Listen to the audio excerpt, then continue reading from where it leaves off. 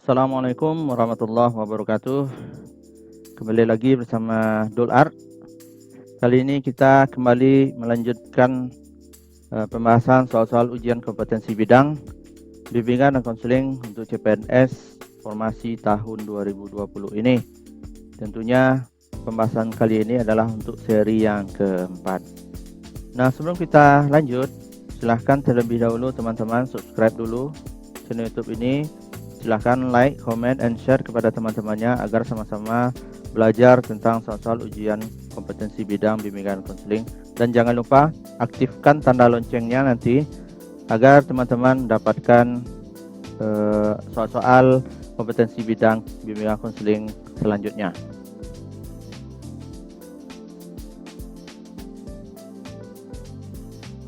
Suatu upaya untuk meningkatkan kualifikasi dan kualitas pelayanan bimbingan dan konseling di sekolah disebut A. Profesi, B. Profesionalisme, C. Profesionalisasi, D. Kedudukan, E. Jabatan.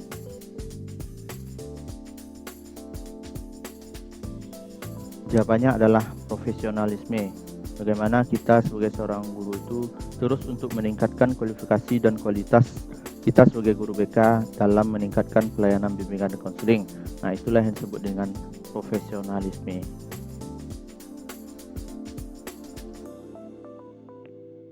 Wawancara asesmen kognitif perilaku adalah A. Penggunaan asumsi-asumsi pendekatan kognitif perilaku sebagai kerangka kerja dalam merancang wawancara asesmen. B. Penggunaan pendekatan kognitif perilaku dalam wawancara asesmen. C. Suatu model wawancara yang digunakan untuk mengubah kognisi dan perilaku klien. D. Suatu model wawancara yang digunakan untuk mengubah kognisi klien. E. Suatu model wawancara yang digunakan untuk tidak mengubah kognisi klien.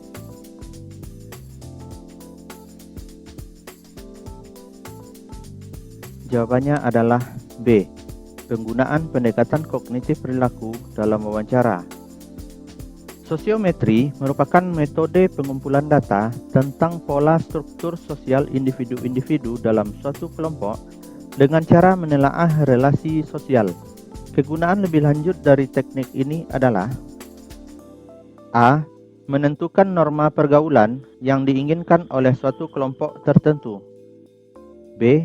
Memperbaiki hubungan sosial individu dalam kelompok. C. Menentukan keanggotaan kelompok kerja. D. Membantu meningkatkan pemahaman dan pengertian peserta didik terhadap masalah pergaulan yang sedang dialami oleh individu tertentu. E. Membantu meningkatkan partisipasi sosial di antara peserta didik dengan penerimaan sosialnya. Jawabannya adalah D. Membantu meningkatkan pemahaman dan pengertian peserta didik terhadap masalah pergaulan yang sedang dialami oleh individu tertentu. Pendekatan afektif menekankan pada asumsi. A. Perubahan perasaan akan diikuti perubahan perilaku dan tindakan. B. Perubahan perilaku akan diikuti perubahan perasaan dan pikiran. C. Perubahan pikiran akan diikuti perubahan perasaan dan kemudian tindakan. D. Perubahan konsep diri akan diikuti perubahan perilaku. E. Jawaban A, B, dan D benar.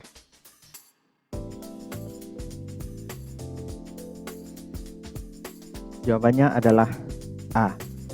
Perubahan perasaan akan diikuti perubahan perilaku dan tindakan.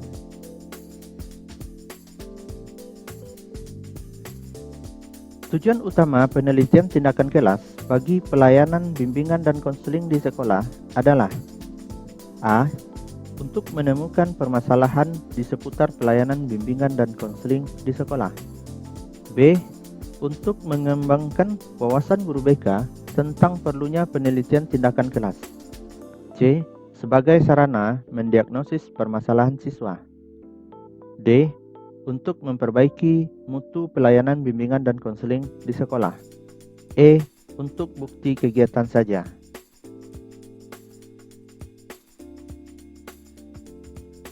Jawabannya adalah A. Bagaimana PTK itu kegunaannya nanti yaitu untuk menemukan permasalahan di seputar pelayanan bimbingan dan konseling. Upaya membantu peserta didik untuk mengembangkan diri dalam bidang pribadi, sosial, belajar, dan karir adalah pengertian dari A. Layanan bimbingan dan konseling, B. Konseling individual, C. Konseling kelompok, D. Bimbingan kelompok, E. Bimbingan individu.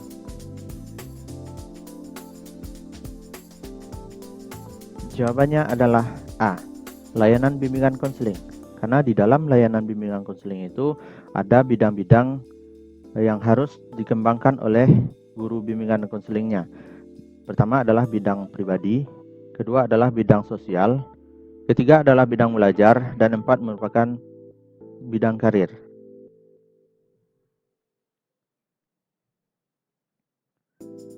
Game yang dilakukan bertujuan untuk mengakrabkan para anggota kelompok dapat diberikan dalam tahap A. Pengakhiran, B. Pembentukan, C. Awal, D. Peralihan, E. Kegiatan.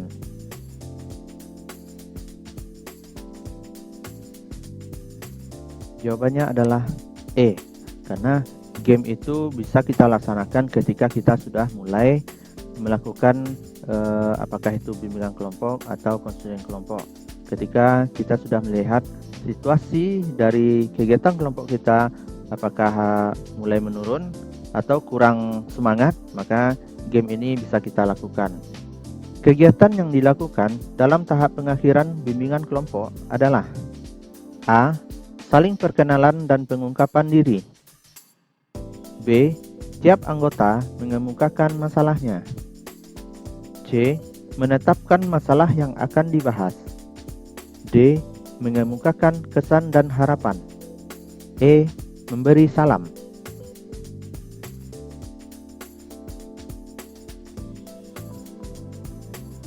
Jawabannya adalah D. Mengemukakan kesan dan harapan. Nah, inilah yang dilakukan pada tahap pengakhiran dari bimbingan kelompok itu. Kita bisa meminta kepada siswa kita atau peserta didik kita atau anggota kelompok kita untuk mengemukakan kesan dan harapannya masing-masing.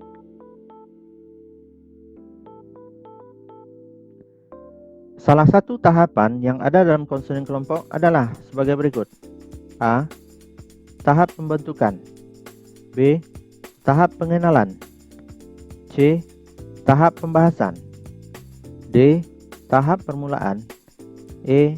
Tahap awal dan akhir. Jawabannya adalah A. Tahap pembentukan. Karena tahap-tahap yang selebihnya, tahap pengenalan, tahap pembahasan, permulaan, awal dan akhir itu tidak ada dalam tahapan-tahapan konseling kelompok.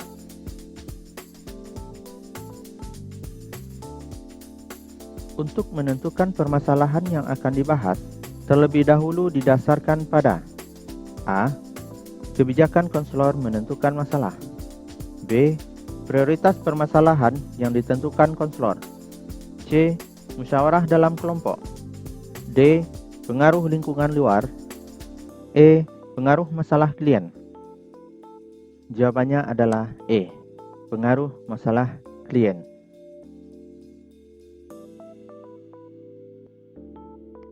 Landasan apa yang digunakan untuk mengembangkan berbagai program sarana dan prosedur yang diperlukan untuk menyelenggarakan pelayanan bimbingan dan konseling?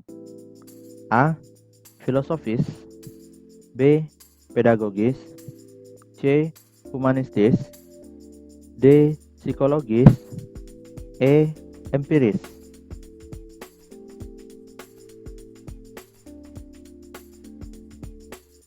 Jawabannya adalah E. Empiris.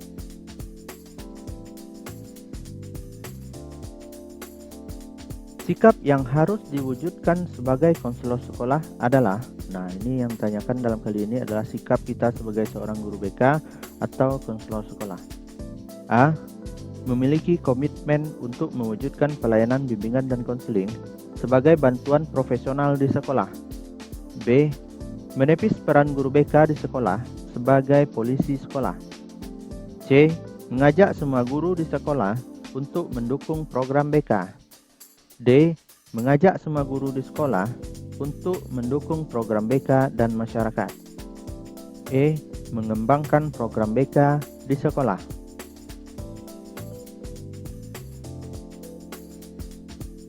Jawabannya adalah A. Nah, sikap kita sebagai seorang guru BK adalah bagaimana kita bisa mewujudkan layanan bimbingan dan konseling. Layanan-layanan yang ada di dalam bimbingan konseling itu adalah sebagai bentuk dari suatu keprofesionalan kita sebagai guru BK di sekolah. Nah, bimbingan dan konseling sebagai suatu profesi memiliki ciri sebagai berikut, kecuali A. Keintelektualan. B. Kompetensi profesional. C. Mempunyai program yang jelas dan sumber dana yang cukup. D. Organisasi profesional. E. Terprogram. Jawabannya adalah C. Mempunyai program yang jelas dan sumber dana yang cukup, karena ini bukan merupakan ciri dari BK sebagai suatu profesi. Dari hal-hal berikut ini, mana yang tidak merupakan indikator bagi keefektifan hubungan konseling? A. Klien bersedia bercerita tentang kesulitan belajar dan pengalaman. B. Muncul rasa aman pada diri klien. C. Muncul rasa percaya diri klien. D. Muncul sikap resistan klien. E. Muncul rasa kejujuran. Jawabannya adalah D. Muncul sikap resistan klien. Berikut ini yang merupakan asumsi pendekatan kognitif perilaku adalah A. Gangguan perilaku siswa merupakan fungsi dari pengalaman masa lalu. B. Gangguan perilaku siswa hanya disebabkan satu faktor penyebab. C. Gangguan perilaku dapat ditelusuri penyebabnya dari pengalaman masa kanak-kanak. D. Gangguan perilaku secara fungsional berhubungan dengan peristiwa yang mendahului dan mengikuti perilaku. E.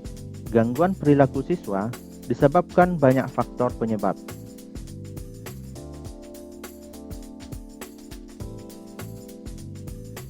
Jawabannya adalah D.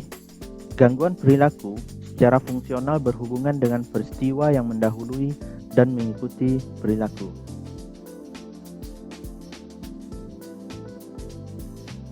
Penganugerahan kepercayaan kepada konselor profesional yang menyatakan bahwa yang bersangkutan memiliki kewenangan dan memperoleh lisensi untuk menyelenggarakan layanan profesional dan independen kepada masyarakat disebut: A. Sertifikasi pendidik. B. Kredensialisasi. C. Kredensial. D. Profesionalitas. E. Profesionalisme. Jawabannya adalah B. Kredensialisasi. Yang merupakan layanan yang diberikan oleh konselor kepada mereka yang membutuhkan pemecahan masalah dan kemungkinan alih tangan jika permasalahannya di luar kompetensi profesi konselor sesuai kode etik profesi adalah A. Dukungan sistem. B. Layanan responsif. C. Layanan dasar bimbingan. D. Layanan perencanaan individual. E. Layanan konseling.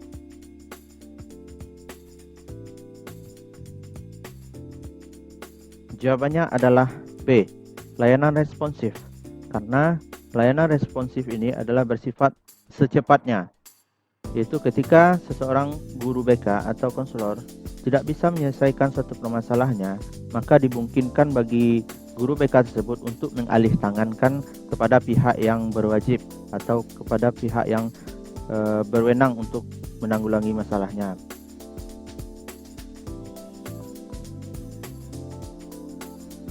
Kompetensi profesional yang harus dikuasai oleh seorang guru antara lain sebagai berikut, kecuali A. Mengkaji struktur kurikulum bidang studi. B. Mengkaji materi bidang studi dalam kurikulum. C. Mengkaji bahan ajar bidang studi. D. Memanfaatkan ICT sebagai media pembelajaran. E. Memaksimalkan media pembelajaran. Jawabannya adalah C. Memanfaatkan ICT sebagai media pembelajaran. Ini bukan kompetensi profesional yang harus dikuasai oleh seorang guru.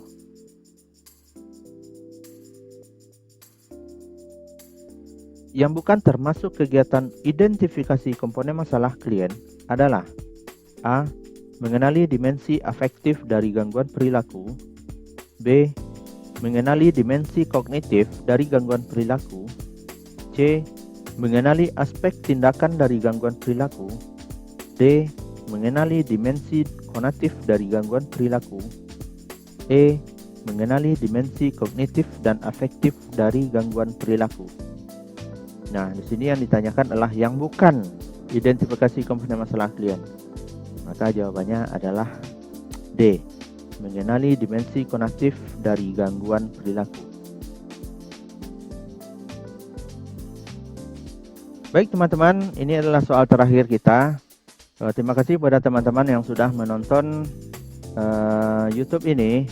Mudah-mudahan bisa bermanfaat bagi teman-teman semuanya. Dan jangan lupa kepada teman-teman untuk mensubscribe channel ini dan mengaktifkan tombol loncengnya agar teman-teman bisa mendapatkan pemberitahuan dan notifikasi untuk soal-soal selanjutnya. Terima kasih. Assalamualaikum warahmatullahi wabarakatuh.